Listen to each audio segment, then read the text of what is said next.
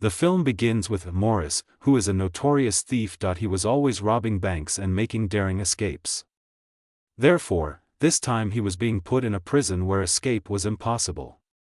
Security was extremely vigilant, and even if someone managed to escape, freedom or escape was even more impossible, as this prison was built on an island surrounded by water for thousands of meters.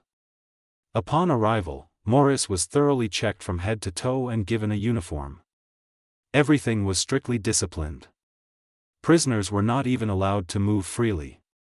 Everyone would wake up at the morning bell, come out in uniform, and stand in lines to eat breakfast. Upon entering this prison, the warden greets Morris with a welcome to Alcatraz. Alcatraz, that was the name of the prison. At the dining table, a man named Letmiz asks Morris for his food, and Morris offers him his own. But he notices the man doing something under the table. Upon observing Morris, he discovers that he secretly kept a rat there, which he fed. A little while later, Morris is called in. His guard tells him, "I've heard many stories about you. You've escaped every prison, but you can't escape this one because even if you manage to escape, given the tight security here, you'll find nothing but water everywhere." During their conversation, Morris secretly steals the warden's nail cutter. He acts as if he's innocent and wouldn't even think of escaping. The warden, however, becomes unconcerned, and Morris returns to his cell. The first thing he does is hide the nail cutter inside his Bible, which he brought with him, planning to dig his way out of this prison. The next morning, while all the prisoners are bathing, a prisoner named Wolf, who had already harassed Morris many times before, again teases him. Morris had initially pretended to be polite, but now he shows his true colors and beats him severely. This leaves the poor Wolf terrified. In turn, they fear Morris even more, because until now, everyone had only feared Wolf. And because Wolf had killed him. This clearly meant that Wolf was even more powerful than him. Morris is assigned work in the prison library. There, he meets a man named English, who is 40 years old and has been in prison for the past 20 years, meaning he has spent half his life there. After work, Morris meets another prisoner who loves to paint. He was painting his own painting and had drawn a flower on his shirt. Morris asks, "Your shirt doesn't have a flower on it." The painter explains that this flower reflects the happiness that lies within his heart. Morris then goes to English and asks, "Can we escape from this prison? Will you help me?" Hearing this, English laughs as if mocking him and says, "This isn't a prison, it's a grave, and to escape, we'll have to die first." He explains, "Even if you manage to cross the prison's massive walls and dodge all the security cameras and guards, where will you escape? Into the freezing cold water, where you'll die immediately. It's better to live quietly in this prison. At least here, you'll be alive." In the next scene, Morris is told that he's now getting a job in a carpenter's shop instead of the library, and he's being paid 50 cents an hour, not for money. Morris agrees, thinking he'll surely find something there that will help him escape. Morris had identified every trustworthy person here, and he found Litmus to be trustworthy as well. He asked Litmus how to escape from this prison. Litmus explained that every room had an air vent, allowing them to reach the roof through the vents, and from there, they could easily escape. While they were chatting, the wolf, eager to avenge his humiliation, suddenly appeared from behind to attack Morris. Morris took off his coat, wrapped it around the boy's arms, and knocked the wolf down. The guards in the watchtower witnessed this and stopped them by shooting from above. For their fight, they were punished by being held in a torture cell. Both endured various forms of torture throughout the night, and after 2 weeks, they were released. After leaving the torture cell, Morris's condition deteriorated significantly. She was gone. As soon as he stepped out, Litmus sent him a welcome-back note delivered by his rat. That same day, a new prisoner named Charlie moved into Morris's cell. He quickly became Morris's friend. Morris quickly formed his own group, all of whom he had confided in his secret, his intention to escape. In their absence, the warden checked their cells. When he entered the painter's cell, he noticed that the painter had become even more beautiful. He was enraged, and he burned all his paintings and ordered him to never paint again. Instead of painting, he was now to work in a car painter's cell. The painter, whose only happiness lay in his paintings, was utterly devastated by the warden's decision. In his anger, he cut off 3 of his fingers with which he used to paint. Seeing the painter's severed fingers, Morris is devastated. He picks them up and gives them to the guard, telling him to go and give them to his warden. He'll be happy to see them. Morris was certainly a thief, but he was kind at heart. He felt sorry for the painter. As he sat quietly on his shelf, grieving for the painter, he noticed a large cockroach emerge from his air vent. He realized that behind the air vent was a large space where these cockroaches were breeding. Morris's plan seemed even easier the next day when 2 new prisoners arrived. These prisoners had previously been in a prison with Morris, and together they had escaped from another prison. These 2 brothers, like Morris, possessed sharp minds. We are shown that they are each given a day to meet. English meets his daughter after many years and is moved to tears by the fact that her daughter has grown up and he hasn't spent any quality time with her. Charlie also learns that his mother is very ill and will pass away within a month or 2. Hearing this, he too decides that he must escape from this prison for his mother. That's why he comes to Morris at night and tells him that if he plans to escape, he should include him.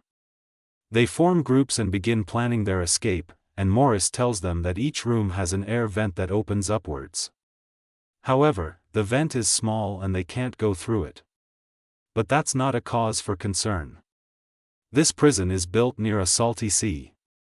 Because of this, the walls are very hollow, making them very easy to dig through. They need to dig around the vent so they can climb up. But unfortunately, I don't have much to dig with, and to complete my mission, I need something bigger. They're still chatting over dinner when Morris thinks of a spoon. But the problem now is how to get them. Morris, along with one of his companions, goes to the guard under the guise of a dirty spoon and tells him, "My spoon is dirty. I need a clean one." The guard allows him to get a new one, and in the meantime, the other man distracts the guard. Morris takes 2 spoons instead of 1 and puts one in his pocket. Now, there's another problem. At night, when Morris goes inside the vent to see how to escape, the guards become suspicious when they see his cell empty. The other brother suggests a solution: we'll steal some hair from the barber shop and make paper dummies and attach the hair to their heads, so that the guards, checking from outside, will think we're lying inside. Morris says, "That's all fine, suppose we cross the vent, but even if we do, the water is still a problem. How will we cross the vent?" Morris tells John, "You work in the laundry department. You'll find a lot of raincoats there. You can steal those. They're parachute-sized. We'll fill them with air and use them as boats." Charlie tells Morris, "Give me some work too." Morris says, "When I go into the ventilation, you'll be careful. If a warden comes, you'll signal me." Morris starts digging, but he also needs something to weld with. Morris goes to Litmus and says, "Please give me all the matches you have. In return, I'll give my daily share of food to your rat." Echimus, who has a lot of rats, is a nuisance. It was cute. For the sake of the mouse, he agrees to Morris's suggestion. He lights the match and creates a sharp tool using a spoon and nail clippers, making his digging even easier and faster. Charlie was guarding him during this time. But suddenly, he dozes off, and the warden arrives for a check. Because he knew Morris's entire plan, he quickly gets up, stops the warden, and begins talking to him. Hearing their conversation, Charlie wakes up, and Charlie immediately signals Morris. At his signal, Morris abandons his work, puts his belongings in front of the digging site, and lies down on the bed. The warden doesn't suspect anything amiss. But he smells something burning. Morris confidently lies, saying, "Who could smoke here when you're there?" It's shown that Morris had dug enough to easily get out. But another problem arises. The grill here was held in place by screws. To unscrew these screws, he needed a screwdriver or some sharp object, which he stole from his workplace the next day. But it was difficult to get it away. As he tried to leave, his tool showed up on the metal detector. The guards stopped him and took it from his hand. Everyone feared that Morris would be caught, but Morris was much more cunning. He had brought the awl as a backup to distract the guards, because he had hidden the real tool in his shoes. With this metal tool, he would cut the grill at night and open his way through the vent. But now the problem was, if he went inside the vent, the warden would find the cell empty and discover his plan. Before entering, he needed a dummy head, for which he first stole books from the library. They wet them and create a fake head. Then, using stolen painter's paint, they paint the dummy head. Then, using glue, they attach the hair they stole from a barber's shop to the head. Along with the dummy head, Morris also created a dummy wall that looked exactly like the real one. That he made this cardboard wall so that no one would suspect the excavation behind it. Finally, at night, after all the preparations were complete, Morris placed the dummy head in place and went inside the vent. Upon entering the vent, he saw numerous pipes, climbing them, and reached the second floor. However, there were still some grills at the exit, making it impossible to break them. Below, it is shown that the warden's turn to check, and as he is about to pass by, Charlie sends Morris a series of signals. But it is not known whether Morris was aware of these signals or not. When the warden passes Morris's room, he becomes suspicious of his hair. As he touches it, Morris exclaims, "Sir, you really like my hair today." Charlie breathes a sigh of relief that Morris arrived on time and lay down. The next day, Morris shares the good news with the group: "I've found a way out, but it's blocked by grills. I can't reach it alone. I need another partner to reach those grills." John explains, "I've also dug my vent completely. I'll come there at night, and we'll check the trap together." As night falls, the two men approach the exit through their vent and discover that the grills weren't just there, they were welded in place, making it difficult to break. They'd need a chainsaw to break it. The next day, in music class, Morris spots a small fan and immediately gets the idea that he can use it to make chain 100.so. He tells Charlie to hide the fan in his music box. Even when the guards check, they don't see anything inside the instrument box, and Morris finds another weapon for such tasks. After converting the fan into a drill, Morris and John go to cut the road together. John puts Morris on his shoulder, and Morris cuts the road. Hearing the sound of the fan, the guards become suspicious and go up to investigate, but the drill sound stops because Morris is working on a pipe that he had managed to cut through it, and that was the only way they could escape. Because the sound had been silenced, the guard ignored the check and went on ahead. The next day, he happily told everyone at dinner that they had cleared all the passages. Now, no one could stop them in this prison. He asked John's brother, "Have you brought the parachute raincoats?" He replied, "Yes, everything is ready." They now formulate a plan to escape. Everyone returns to their respective prisons, and when English arrives to distribute books, Morris tells English, "I want to shake hands with you one last time today." English shook hands, but he was quite perplexed. What had Morris done? What plan had he made to get out? He looked jealous. He leaves, and a short while later, the warden arrives to check Morris's cell, as if someone had tipped him off that Morris was about to escape. They search every detail, even the spot where Morris had dug, but they find nothing because Morris had already hidden all the evidence. Fake cardboard had been placed in front of the tunnel, which didn't arouse their suspicion. The warden said the news was true. One thing to do is change Morris's cell as soon as morning arrives.